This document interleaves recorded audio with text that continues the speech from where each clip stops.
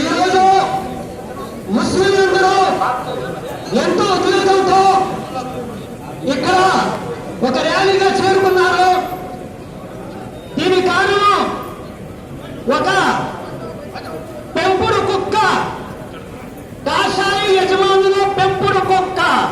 అతనికి అంత దమ్ము లేదు మహాప్రవక్త మీద, ఇస్లాం మీద అనుచిత వ్యాఖ్యలు చేయడానికి. వసీం రజీకి దమ్ము లేదు.